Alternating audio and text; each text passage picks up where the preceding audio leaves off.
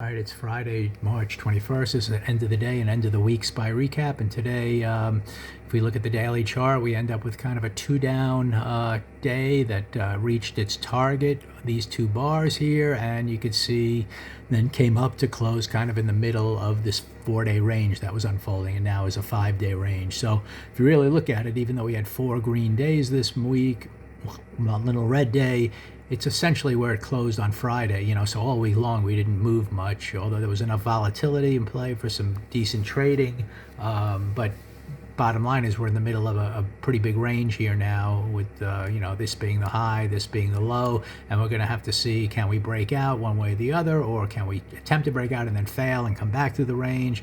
Those are going to be all interesting trades to monitor, and that's why, in this environment, I'm being pretty nimble, and I'll get to that in a minute in terms of how I treated today's trading. But you can see the weekly chart here after red and hammer bar last week. It really didn't do much this week. When I look at this bar, I don't have a strong opinion as to whether the high or low should be taken out, so we're gonna have to let price action kind of chop around in this range and make a decision where it wants to go. The monthly chart is still red, 1 month pullback, so it's still possible that that's all we're going to get, and maybe next month we flip and the open, whatever the open is, and we stay above it, and we start a green month. So until it looks like the weekly chart's really not going to reverse in this red month, so we're going to have to see green occur relative to the opening price in April to get comfortable to be on the buy side. And if that happens, then some of these daily charts, will be up, and we could kind of go with the upward trend if it unfolds.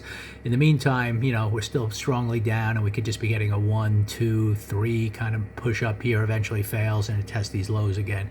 But anyway, we got to kind of have the context now of a trading range, and to me, when I see that, these 5 days forming a high and low, I just get very nimble with my trading opportunities. And that's why, even though today went up strongly and I didn't really catch that move, I'm fine, because I stuck with the plan that I had ever since yesterday to be nimble in this environment. So if we look at today's structure, you had the, for 4 or 5 bars of consolidation here early. That should have been a powerful breakout under normal circumstances. So I bought the calls here. I shot a video on it. I showed how I scaled out to set up a Noah's trade. And once I saw it fail, this should have really held and followed through after these 5 bars of building up energy at the bottom of a range. It really should have just continued.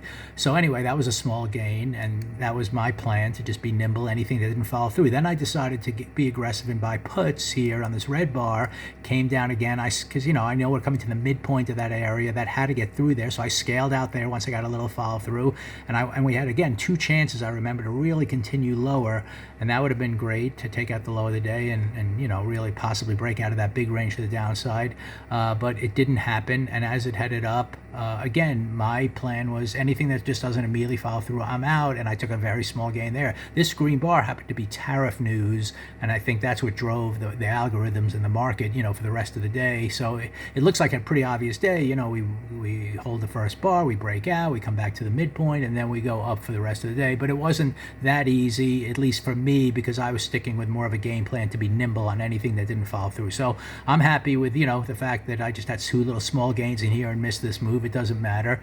That was my plan. And actually, there were some other stocks, Netflix and Roku, that I had some nice buys in the morning. So, the upward path, I still took advantage of it with stocks, but for the indexes, if you wanted to trade it, exactly according to the structure that unfolded, I guess you could have bought it here, scaled out, held on through this, or if you broke even, then maybe re-entered on this bar, expecting the high to be tested, and you could have captured that. But that's fine if you didn't. And the way I see it, if you're in this tight range of 5 days, then I'm just being nimble. Same thing goes for starting next week. If we start in the middle of these 5 bars, then I'm going to have to see what unfolds to try to break out one way or the other. I'm going to be very aware that you could fail, and we'll see maybe if we gap up or down out of this range, does it continue or fail. So unfortunately it's range trading. That's kind of what happens every so often, and that context, so you can kind of treat it how you want. But the good news is we're getting some good volatility in here. There was good buy the first day of the week. I think a pretty good sell here. This was the Fed day.